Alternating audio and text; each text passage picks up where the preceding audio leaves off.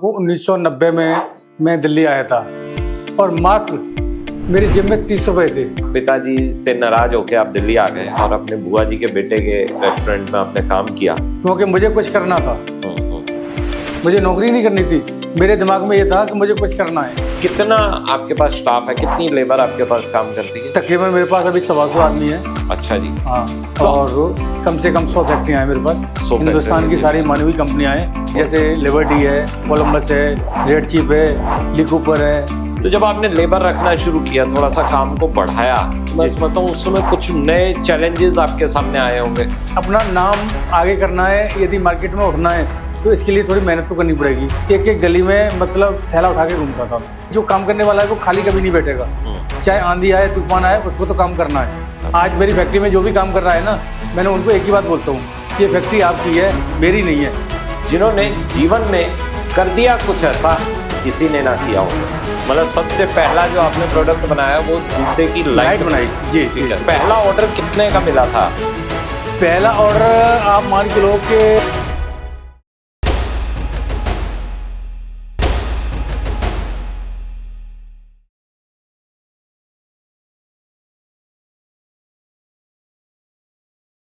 नमस्कार, सत श्री अकाल, वणक्कम, वंदे मातरम। Welcome to inspiring talks with Ish Narang. मेरा नाम ईश नारंग है और ये एक ऐसा मंच है जहां हम बुलाते हैं ऐसे कुछ वास्तविक हीरोज को जिन्होंने जीवन में कर दिया कुछ ऐसा किसी ने ना किया हो जैसा। बस ऐसे ही कुछ हीरोज को हम आपसे मिलवाते हैं। आज के एपिसोड में हम हमारे साथ एक ऐसे ही हीरो को लेकर आए हैं जिनका नाम है श्रीमान ब्रिजेश सिंह जी। ब्रिजेश सिंह जी की लाइफ से हमें सीखने को मिलता है कि किस तरह से बिना प्रारंभिक शिक्षा के और बिना किसी बहुत बड़े इन्वेस्टमेंट के उन्होंने काम को शुरू किया, किस किस पड़ाव को उन्होंने पार किया, किस किस तरह के चैलेंजेस उन्होंने देखे, उनका सामना किया, उनके ऊपर विजय प्राप्त की और आज वो इस स्थिति में पहुंचे। तो मैं स्वागत करना चाहूंगा हमारे अपने मित्र श्रीमान ब्रिजेश सिंह जी का। ब्रिजेश सिंह जी नमस्कार। नमस्कार सर, कैसे हैं सर? बहुत बढ़िया ब्रिजेश नारंग जी, आपसे मिलकर बहुत खुशी हुई, आपने मुझे इस मंच पर बुलाया। सबसे पहले मैं आपका स्वागत करना चाहूंगा। आप हमारे स्टूडियो में आए, आपने अपना कीमती समय हमें दिया। तो शुरुआत में मैं यहां से करना चाहूंगा, ब्रिजेश जी थोड़ा सा आप अपने बारे में बताएं कि आज की डेट में आप किस तरह के व्यवसाय में हैं, क्या काम करते हैं, क्या अपना कोई इंडस्ट्री चलाते हैं या किस तरह का काम है, थोड़ा सा बताएं। मैं आज इंडस्ट्री मतलब बिजनेस करता हूँ और फुटवेयर इंडस्ट्री से बिलोंग करता हूँ और अपने हिंदुस्तान की जितनी भी कंपनियां हैं तकरीबन 80% कंपनियों को मेरे कंपोनेंट सप्लाई होते हैं। क्या बात है, बहुत बढ़िया। तो किस तरह के कंपोनेंट्स आप बनाते हैं? फुटवेयर के अंदर आपने देखा होगा, फुटवेयर के अंदर जो है ना, आपने स्पोर्ट्स में या चप्पलों में बहुत सारे कंपोनेंट एसेसरी लगी होती हैं। तो वो सारी एसेसरी हम बनाते हैं, जिससे कि जब तक वो एसेसरी नहीं लगेगी जूते की मतलब पूरी तैयार नहीं होगा। अच्छा जी, क्या बात है। तो ये कब से आप कर रहे हैं ये काम? सर लाइफ के बारे में पूछेंगे तो बहुत पीछे जाना पड़ेगा। अब तो खैर मेरे को करीब 35 साल हो गए काम करते हुए। अच्छा, इसी काम में? इसी काम में 35 साल में तो आदमी बड़ी अच्छी तरह से एक्सपर्ट हो जाता है। ये कहने के धंधे को घोल के पी जाता है। बिल्कुल बिल्कुल बिल्कुल। तो आपकी शुरुआत कहाँ से हुई? मैं वहीं से जानना चाहूंगा कि आपका जन्म कहाँ हुआ, क्योंकि मुझे ऐसा लगता है शायद आप दिल्ली के रहने वाले नहीं है। जी जी जी। तो कहाँ से आपने शुरुआत करी? शिक्षा दीक्षा आपकी कहाँ रही? आपके परिवार में कौन कौन है? परिवार बैकग्राउंड कैसा था, वो कुछ बताएं अपने बारे में। बिल्कुल सर, नारंग जी आपने इतनी बात पूछी है तो आपने हमारी आदत को पूरा दोबारा ताजा करने के लिए आपने ये बात पूछी है। मैं वैसे बताऊं आपको, 1990 में मैं दिल्ली आया था। ठीक है जी। उस टाइम शायद आप जानते होंगे, जब बच्चा समझदार होता भी नहीं है, उस टाइम की बात मैं बता रहा हूँ। मैं 16 साल का था। अरे, और मैंने हाई स्कूल भी नहीं की थी। अच्छा जी। जब मैं यहाँ पर मिला था तो मुझे क्या है कि मेरे फादर ने थोड़ा सा डांट दिया था। ठीक है। तो मेरे शुरू से एक वो था कि मैं किसी की कोई ऐसा काम नहीं करता जिसकी वजह से मैं किसी की सुनूं। तो मुझे पापा की बात का इतना बुरा लगा, तो मैंने बिना बताए अपने घर से मैं निकला और मात्र मेरी जेब में 30 रुपए थे। 30 रुपए? 30 रुपए मात्र। अरे, तो आप हैरान हो जाओगे 30 रुपए में क्या होता है। 30 रुपए में दिल्ली आना बहुत बड़ी बात होती है। बिल्कुल, मैं समझ सकता हूँ, इतनी पुरानी बात है तो उस 30 रुपए की फिर भी एक वैल्यू थी। आज 30 रुपए की कोई भी वैल्यू नहीं है। मेरे ख्याल में एक बच्चे को 30 रुपए दे दो तो वो बच्चा भी 30 रुपए में कुछ नहीं कर पाता। बिल्कुल बिल्कुल बिल्कुल। ठीक है, तो ये फिर उसके बाद कैसा रहा, क्या तो रहा? मैं यहाँ पर आया, तो मैं यहाँ पर हमारे एक भाई साहब हैं, बुआ जी के लड़के हैं, तो वो होटल चलाते थे। अच्छा जी। तो मैंने क्या है कि उनके होटल पे आया, तो मैं उनके होटल पे जो है ना कैंटीन का काम करने लगा। कैंटीन उनका होटल था, तो वो फैक्ट्री में जो है ना कैंटीन थी, उस कैंटीन में मेरे को उन्होंने भेजा। और वो अपने उत्तर प्रदेश के अपने गाजियाबाद में थी, तो उन्होंने वहाँ पर मेरे को लगाया। तो मैंने जो है ना वहाँ पर कैंटीन से अपनी स्टार्टिंग करी है। ठीक है। तो उसके बाद क्या है, जो कंपनी का वो कैंटीन का जो कंपनी थी अजंता पाइप, जो लोहे की फैक्ट्री है, उसमें मैनेजर थे, उनके साथ मेरी सेटिंग बैठ गई। अच्छा जी। तो उनके साथ मेरी जब सेटिंग बैठी, तो मैं जो है ना उनके साथ जो है ना उनका ट्रांसफर हुआ, वो समतल में आई गाजियाबाद। दूसरी कंपनी है जो आपने नाम सुना होगा, पहले टीवी चलती थी, बड़ी वाली टीवी, तो उसमें जो है ना पिक्चर ट्यूब बनती है। अच्छा, ठीक है। तो उस कंपनी में मेरे को वो लेके आए, तो मैं उसमें मेरी एज थी 17 साल का हुआ था मैं। अच्छा, एक साल हो गया, एक साल हो गया था मेरे को दिल्ली आया हुआ। बिल्कुल बिल्कुल बिल्कुल। तो मेरे को उसमें हड़ताल हो गई थी, तो वो उसमें आए थे, तो वो मेरे को लेके आए थे। तो वहां से क्या है कि मैंने एक जो है ना इलेक्ट्रॉनिक्स आइटम में अपना स्टार्ट किया। मैंने वहां पर पिक्चर ट्यूब कैसे बनती है, कैसे काम होता है, कैसे तरीका मैंने देखा। इस तरह का मतलब टेक्निकल काम आपने सीखना शुरू कर दिया? शुरू किया। तो उसमें कुछ दिन के बाद हो गई हड़ताल। अच्छा जी। तो उसके बाद जब हड़ताल हो गई, तो मेरे को वहां से निकलना पड़ा। उस टाइम ये बात है 91 की, जब राजीव गांधी की मौत हुई थी। अच्छा, हाँ हाँ, बिल्कुल सही कह रहे हैं आप। बिल्कुल बिल्कुल, मई के आसपास की बात है। वो मेरा फैक्ट्री का लास्ट दिन था उस फैक्ट्री के अंदर। तो अब जो है ना हाथ में तो कुछ था नहीं, बहुत मेहनत, मतलब जो है ना उस टाइम मेरे को 900 रुपए मिलते थे। अच्छा अच्छा, यहाँ मैं थोड़ा सा आपको टोकना चाहूंगा, मैं क्षमा चाहूंगा, लेकिन मुझे एक चीज बार बार जो है ना उछल रही है जी जी जी, कि आप पिताजी से नाराज होके आप दिल्ली आ गए और अपने बुआ जी के बेटे के रेस्टोरेंट में आपने काम किया। तो मुझे लगता है सूचना तो घर पहुंची गई होगी कि आप दिल्ली आ गए। तो उन्होंने बताया नहीं वहां पे? नहीं, किसी को मैंने मना कर दिया था, किसी को नहीं बताना। अच्छा, ठीक है, चलिए कोई बात नहीं, आगे चलिए। मुझे लग रहा था शायद यहाँ कुछ नहीं, हमारी कहानी में ट्विस्ट आएगा कि पेरेंट्स को पता लग जाएगा। हमारे जो बुआ जी के लड़के, चलिए हम वापस आते हैं उसी पे कि आपने वो टीवी की जो कंपनी थी पिक्चर ट्यूब बनाती, तो उसके बाद क्या है कि मैं फिर जो ना मैं यहाँ पर दिल्ली आया। दिल्ली हमारे एक रिश्तेदार रहते थे, तो उनके पास में आया। तो वो एक्सपोर्ट का काम करते थे, लेकिन घर बहुत छोटा था, तो उन्होंने ज्यादा वो तो हो नहीं सकता। तो उन्होंने कहा कि ब्रजेश भाई हमारे पास तो इतना काम है नहीं है। तो मैंने जो है ना पहले पटेल नगर में एक बिजली की दुकान पर काम किया। बिजली की दुकान पर काम किया, तो वहां से क्या है कि थोड़ा सा बिजली का घरों में काम करने लगा। मैंने बहुत हमने मतलब पापड़ बेले हैं। आप ये मान के लो कि मैंने 3 साल के अंदर कम से कम 15 नौकरी छोड़ी थी। अच्छा जी। क्योंकि मुझे कुछ करना था। बिल्कुल, मुझे नौकरी नहीं करनी थी, मेरे दिमाग में ये था कि मुझे कुछ करना है। मतलब एम पहले से क्लियर था कि मुझे नौकरी में नहीं रहना, मुझे अपना कुछ करके दिखाना। बिल्कुल, ये भी मेरे दिमाग में क्यों बात आई, क्योंकि जब मैं गांव में था, तो मेरे गांव में एक हमारा ट्यूबवेल था। हमारी खेती है, आलू की खेती होती है, अच्छा परिवार है और सब कुछ है। तो वहां पर क्या है, कुछ लोग हमारे यहाँ काम करने आते थे। तो उन्होंने मेरे को कुछ, जब मैं बहुत छोटा था ना, उन्होंने ऐसे ही मेरे को सिखाया। उन्होंने इस हिसाब से मेरे को टैकल किया कि पहले ब्रिजेश से 1 बीघा खेत लेंगे, उसमें वो करेंगे, 10 पैसे बनेंगे, फिर जो है ना और बड़ा काम करें। उन्होंने उस हिसाब से मेरे को उन्होंने पढ़ाया। मेरे को एक कैलकुलेशन उन्होंने हिसाब से दिमाग में बिठा दी।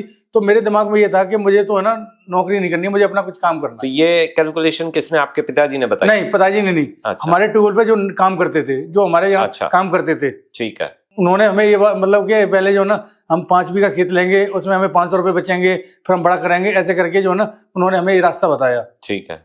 तो वो मेरे दिमाग में हमेशा शुरू से बात चलती थी कि जो है ना मुझे कुछ करना है। बहुत बढ़िया। तो पहले जो है ना मैं मतलब पहले इलेक्ट्रिक के काम किया। तो वहां पर क्या है कि कुछ लोग जो ना इलेक्ट्रिक की आइटम कंपनियों से आते थे देने। तो मैंने अपनी सेटिंग बनाई। तो जो है ना कुछ दिन के बाद जो है ना एक मिक्सी बनाने वाले हैं, जो आप नाम सुना होगा, महाराजा मिक्सी वाले हैं। हाँ बिल्कुल बिल्कुल सुना। और उनकी कंपनी थी, तो वो बिजली वाले के यहाँ माल देने आते थे। तो पहले मैं उनके साथ जो है ना उनके साथ में गया, वहां पर नौकरी करी महाराजा मिक्सी में। मॉलीमैक्स महाराजा कंपनी है, उसमें मैंने काम किया, टेक्निकल डिपार्टमेंट में। जी, ठीक है। तो वहां से थोड़ा सा क्या है कि मेरा उम्मीद जगी मेरी, वहां पर मेरे को 1300-1400 रुपये मिलने लगे। अच्छा। हाँ, उसके बाद तो मैंने कई नौकरियां छोड़ी और उसके बाद एंड में आके मुझे जो है ना, मैं उद्योगनगर में आया दोबारा, अपना नागलोई के पास उद्योगनगर है, बिल्कुल है, पीरागढ़ी चौक। और वहां पर क्या है कि वहां पर जो है ना इलेक्ट्रॉनिक का आदमी था। मैंने समतल में काम किया था। समतल में काम किया था तो मुझे अपने जो है ना रजिस्टर कैपेसिटर, जब पहले कैसेट प्लेयर वगैरह चलते थे, बिल्कुल चलते थे ना। हाँ, तो हाँ। मैंने उसमें मतलब थोड़ा सा इंटरेस्ट, मेरे को ज्यादा जानकारी हो गई। तो मैं ऐसे ही उद्योगनगर में मतलब घूम रहा था जॉब के लिए, तो मुझे माइक्रोटेक एक कंपनी है उद्योगनगर में। हाँ जी, बिल्कुल है। उस कंपनी में मतलब मुझे नौकरी मिल गई। ठीक है। और उसमें जब नौकरी मिली तो मुझे मेरे इलेक्ट्रॉनिक की जानकारी थी मेरे को। तो उन्होंने, उसमें कंप्यूटर बनते थे पहले, तो उन्होंने मेरे को जो ना मतलब इलेक्ट्रॉनिक लाइन में अपना वो डाल दिया, जो माउंटिंग वगैरह करते हैं, जिससे कि मतलब कंप्यूटर की जो फिटिंग वगैरह करते हैं। ठीक है। तो वहां पर जो है ना कुछ दिन के बाद जब उन्होंने देखा कि मेरा हाथ अच्छा चलता है, तो उस टाइम जो है ना स्पोर्ट्स में जो है ना लाइट आती है जूते की, बच्चे की, तो वो लाइट बनाने का ठेकेदार, वो जिम्मेदारी मेरे को दे दी कि ब्रिजेश तेरे को ये काम करवाना है। उस टाइम में 18 साल का हो गया था करीब। अच्छा। 18-19 साल का हो गया था। ठीक है। तो मैं उसमें लाइट बनाना सीख गया। तो जब लाइट बनाना सीख गया तो कुछ दिन के बाद क्या होता है कि उद्योगनगर में जैसे बहुत सारी जूते की फैक्ट्रियां हैं, तो एक दिन मुझे जो ना ये अपना अपर वाले एक जो लेंसर नाम से जो अब फैक्ट्री है, पहले एयरबुक की फैक्ट्री थी। अच्छा जी। तो इन्होंने नई फैक्ट्री लगाई थी, तो इन्होंने मेरे को कहा कि ब्रिजेश हमें जूते की लाइट बनानी है, तुम वहाँ पे काम कर रहे हो तो हमारे यहाँ आ जाओ, हम आपको मतलब अपनी फैक्ट्री में रख लेंगे। ठीक है। तो वहाँ से उन्होंने मेरे को वहाँ से निकाला और वहाँ से मैंने जो है ना उनको लाइट बनाना धंधा अपना चालू करा। अच्छा, मतलब सबसे पहला जो आपने प्रोडक्ट बनाया वो जूते की लाइट बनाई। जी, ठीक है। वो अपनी बनाई, आपने सीखी थी किसी और कंपनी में, फिर आपने अपना बनाना शुरू कर दिया। बिल्कुल, क्योंकि आपको एक पर्टिकुलर जूते की कंपनी से उसका ऑर्डर भी मिल गया। बिल्कुल बिल्कुल बिल्कुल। क्या बात है, बहुत बढ़िया। तो पहला ऑर्डर कितने का मिला था? पहला ऑर्डर आप मान के लो कि मतलब मुझे सिर्फ 500 पीस का मिला। अच्छा। बोले कि 500-700 पीस जो है ना हम ले लिया करेंगे, और हमारी अभी सेटिंग हो रही है, उसके बाद फिर जो है ना हमारा काम बढ़ जाएगा, तो फिर आप हमें लाइट बना के देते रहना। तो 500 पीस का जो ऑर्डर मिला था उसके लिए आपको कितनी इन्वेस्टमेंट करनी पड़ी? उस टाइम तो बहुत ज्यादा नहीं थी, मतलब 2,500-3 हजार रुपए की वो इन्वेस्टमेंट। तो आपके पास थी वो इन्वेस्टमेंट उस समय? इन्वेस्टमेंट मेरे को तो पैसे था इतना, बिल्कुल बिल्कुल इतना पैसा। मैं नौकरी, अब तो 1400-1500 रुपए मिलने लगे थे मेरे को। हाँ। और आपको मालूम ही है कि उस टाइम ज्यादा खर्चा होता नहीं था। बिल्कुल ठीक है। और आप अकेले रहते थे? अकेला रहता था। और जहाँ तक मैं आपको जानता हूँ आपके अंदर ऐसी कोई बुरी आदत भी नहीं थी? बिल्कुल, वो आज भी नहीं बढ़े। वो तो आज भी नहीं। बिल्कुल आज भी नहीं है, मैं वही कहना चाह रहा हूँ। ठीक है। तो आपने वहां से अपनी शुरुआत करी? बिल्कुल सर। अरे क्या बात है। तो ये कौन से ईयर की बात है? ये 1992 की बात है। 1992 में 1992 में कॉन्ट्रैक्ट ले लिया? बिल्कुल बिल्कुल बिल्कुल। बहुत बढ़िया। तो उनकी मैंने लाइट बनाने चालू की, तो उसके बाद क्या है कि कुछ कंपनियां और भी मिलने लगी। धीरे धीरे करके मैंने 2-3 आदमी स्टार्ट किए, अपने यहाँ रखे। ठीक है। मैं उसी घर में रहता था और वहीं पर जो है ना मैं लाजपत राय मार्केट जाता था, वहां से सेल वगैरह लाके, एलईडी वगैरह लाके उसकी तैयारी करता था। ठीक है। तो मतलब पहले आप खुद ही बनाते थे? फिर पहले मैं खुद बनाता था, लेबर रख ली साथ में। पहले खुद बनाता था और फिर बाद में जो है ना मैंने लेबर रखना चालू कर दिया। लेबर रखना शुरू कर दिया। जी। तो जब आपने लेबर रखना शुरू किया, थोड़ा सा काम को बढ़ाया, तो मैं समझता हूँ उस समय कुछ नए चैलेंजेस आपके सामने आए होंगे? बिल्कुल। चैलेंज तो तरह के चैलेंजेस आए और उनको आपने कैसे ओवरराइड किया? चैलेंजेस तो ऐसे थे कि अब जैसे हमने पहले तो क्या है कि हमें जिस कंपनी में हम लाइट दे रहे थे उसी ने हमें डाई बना के दी थी। ठीक है। अब हमें जब अपना काम हमें करना है, कुछ आगे बढ़ना है, तो पहले तो जिसके यहाँ से डाई बन के आई थी या जिससे, तो वो हमें जानकारी हो चुकी थी। हाँ। तो मैं उसी जानकारी के माध्यम से मैंने अपनी एक डाई बनवाई। अच्छा जी, अपनी डाई बनवाई। और वो डाई मैंने जो ना अपने दिल्ली में ही हमारे जिनके यहाँ बनवाई, वो नरेना में रहते हैं। अच्छा जी। हाँ। और वो पहले जो ना काम करते थे अपना, उसका अपना कूलर वगैरह के है ना उसकी आइटम बनाते थे प्लास्टिक की। तो उनसे मैंने हाउसिंग बनवाई वो। ठीक है। और उसके बाद तो फिर ये है कि जब हाउसिंग बना ली फिर तो और 2-3 कंपनियां मिल गई मेरे को। तो तकरीबन मान के लो कि महीने का 3-4 हजार लाइट का मेरे पर ऑर्डर आना चालू हो गया। बहुत बढ़िया। वहीं से मेरी स्टार्टिंग हुई। उस समय आपको किसी तरह का कंपटीशन फेस नहीं करना पड़ा? क्योंकि शायद लाइट बनाने में कुछ और लोग भी होंगे या सिर्फ आप अकेले? उस टाइम क्या था कि कंपटीशन नहीं था, क्योंकि उसमें 1-2 लोग ही थे, मतलब उस टाइम। उस टाइम एक दो लोग ही थे, तो बहुत ज्यादा कंपटीशन की बहुत ज्यादा problem नहीं है। कंपटीशन नहीं था और ज्यादा जूते वाले भी नहीं थे, अच्छा, हाँ, गिने चुने लोग ये ही बात थे। भी सही है। बिल्कुल बिल्कुल बिल्कुल। बिल्कुल ठीक है, बिल्कुल ठीक है। तो आप मुझे एक चीज और बताएं, देखिए आपने उस ऑर्डर को कंटिन्यू में, वो आपको ऑर्डर हमेशा मिलता रहा उन कंपनीज से जी। तो क्वालिटी को मेंटेन कर रहे होगे तभी ऑर्डर आपके रिपीट हो रहे थे। हाँ बिल्कुल, क्वालिटी पर ध्यान देना तो पड़ता है। जब क्वालिटी को मेंटेन करते हैं ना तो एक्सपेंस भी बढ़ जाते हैं, तो बिल्कुल। आप उसको मीटअप कर पा रहे थे, प्रॉफिटेबल हो पा रहा था बिजनेस। क्वालिटी की तो बात है, जब हमने कभी क्वालिटी में कॉम्प्रोमाइज नहीं किया। यदि कोई चीज यदि हमारी 100 रुपए आ रही है तो मैंने ये नहीं सोचा कि मैं 90 रुपए की लेके आऊं या 70 रुपए की लेके आऊं। मुझे अपना नाम आगे करना है, यदि मार्केट में उठना है तो इसके लिए थोड़ी मेहनत तो करनी पड़ेगी। बिल्कुल सही है। 12 घंटे काम करता था, लड़कों के साथ में खुद लगता था। पहले फैक्ट्री में काम देखता था, उसके बाद फिर जो मार्केट में जाता था, पैदल जाता था, क्योंकि उस टाइम मेरे पास कोई कन्वेंस भी नहीं था। ठीक है। एक एक गली में मतलब थैला उठा के घूमता था मैं। अच्छा जी जी बिल्कुल बिल्कुल। नहीं, ये शायद मैं समझता हूँ ये हम इस एज ग्रुप की जो पीढ़ी है ना वो ही ये काम कर सकती है। नई पीढ़ी मुझे नहीं लगता इतना बारीक, इतना पैदल घूमना और गलियों में जाना शायद वो कर ही नहीं पाए। बिल्कुल बिल्कुल बिल्कुल। खैर इसमें एक रीजन और भी है कि आज सुविधाएं बहुत हैं। आज ऐसी बहुत सारी वेबसाइट बन चुकी हैं, बहुत सारे फोन नंबर हैं कि वहां फोन करो, आपके पास एक नहीं 10 मैन्युफैक्चरर आ जाएंगे, आपके पास चल के आ जाएंगे कि आप हमारे से ले लो ये प्रोडक्ट। उस समय ऐसा नहीं था। बिल्कुल। उस समय तो हमें ढूंढना ही पड़ता था प्रोडक्ट को। बिल्कुल ठीक है, बहुत बढ़िया।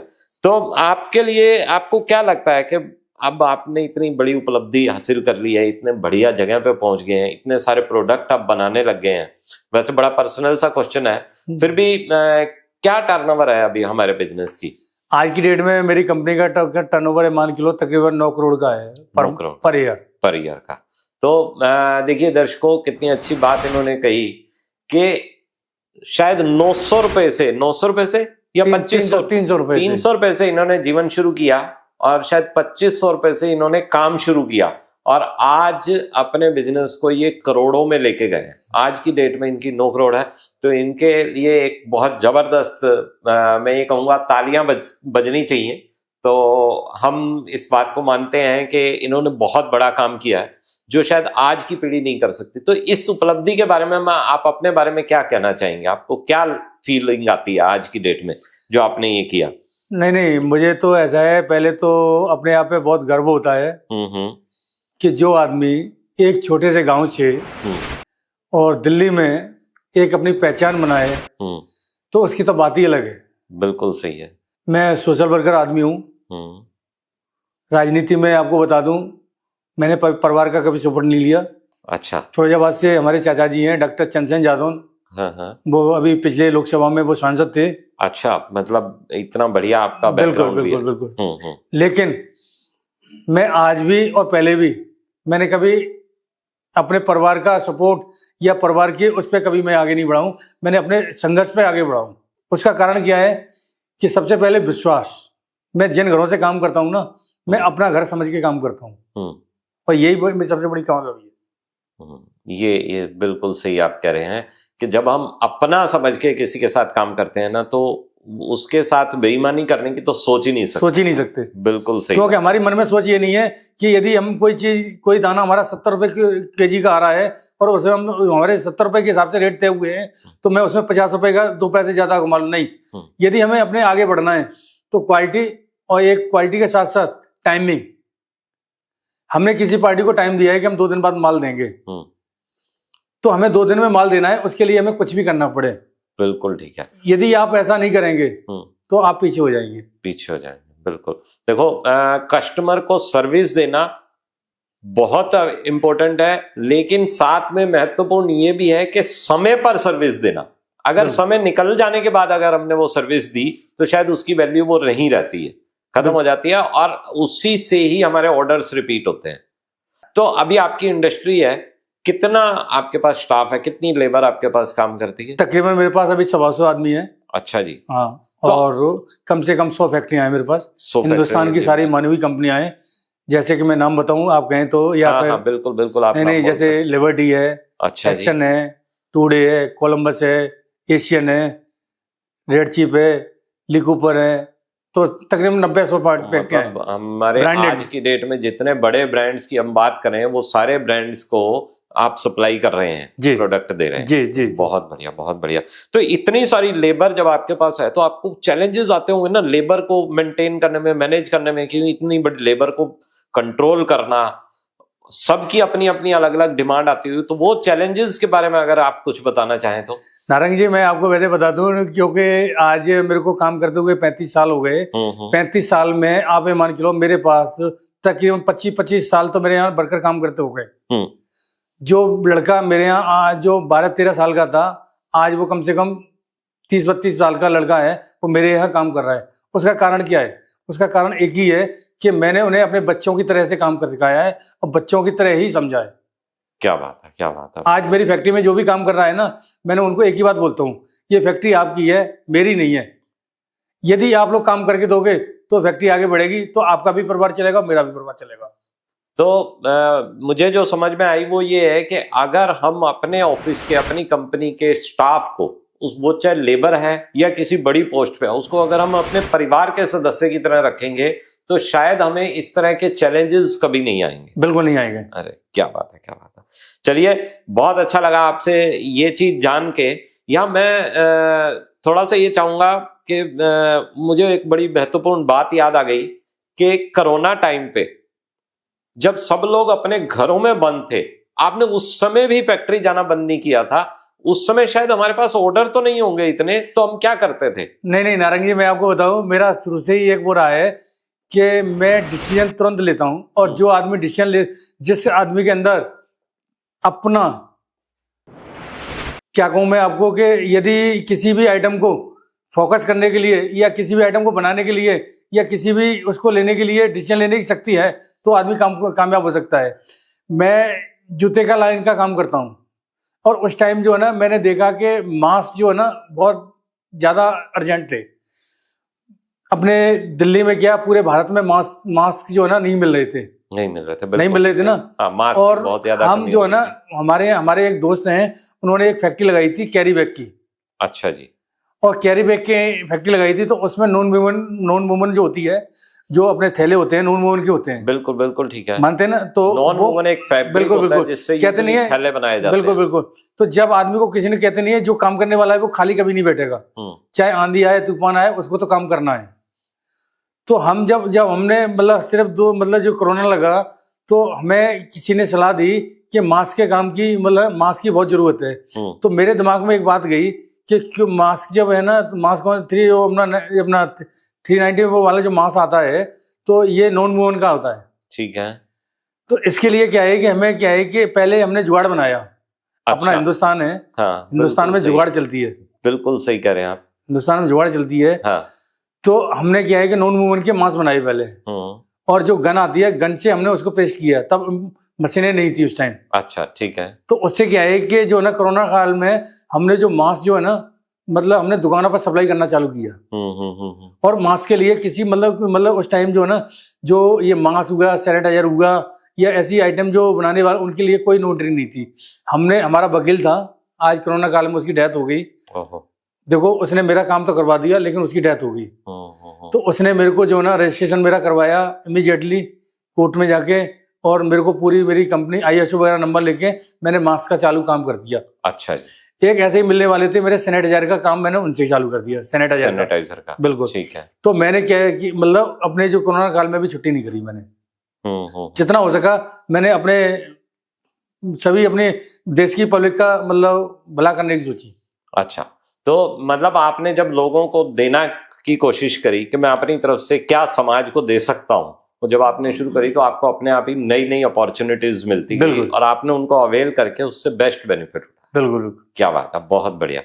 तो मैं एक बात और आपको बोलना चाहूंगा कि अगर आपको ऐसा कोई एक मौका मिले जिससे आप अपने समय में पीछे जा सके, तो आप कोई एक ऐसी बात जो अपने आप को बोलना चाहें कि उस समय अगर ऐसा नहीं किया होता तो ऐसा हो जाता, या ये मैंने उस समय गलती करी थी, वो गलती नहीं करता तो आज बहुत अच्छा होता, ऐसा कुछ है?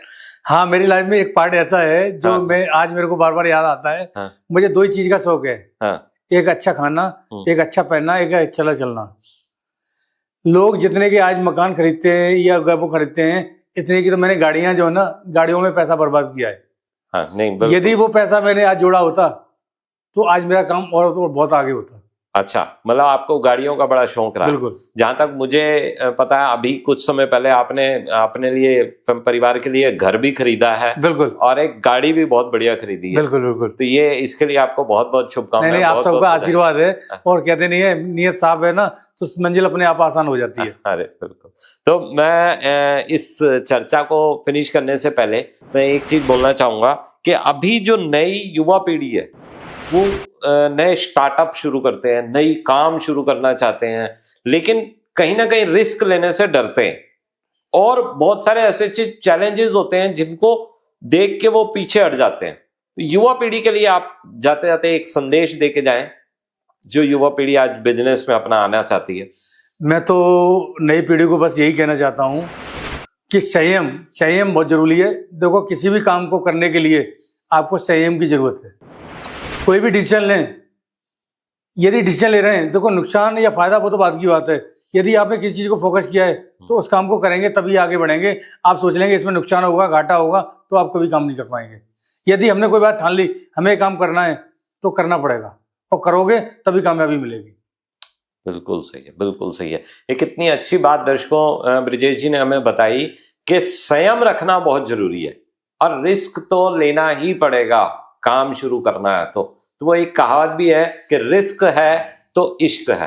तो वो कहावत इनके ऊपर बड़ी अच्छी सटीक बैठती है। तो यहाँ मैं आज की बातचीत को यहीं पर फिनिश करना चाहूंगा। तो ब्रिजेश जी, स्टूडियो में आने के लिए आपका बहुत बहुत धन्यवाद। धन्यवाद नारंग जी, बहुत अच्छा लगा। आप, मुझे जहां तक मालूम है आपकी तबीयत भी थोड़ी सी ठीक नहीं थी, फिर भी आप बड़े समय पर आके आपने पूरा यहाँ पर वो किया, क्योंकि आपने एक कमिटमेंट की हुई थी मेरे साथ। जी, उस कमिटमेंट की इज्जत रखते हुए आप यहाँ पहुंचे। बिल्कुल, बहुत बहुत धन्यवाद आपका यहाँ आने का।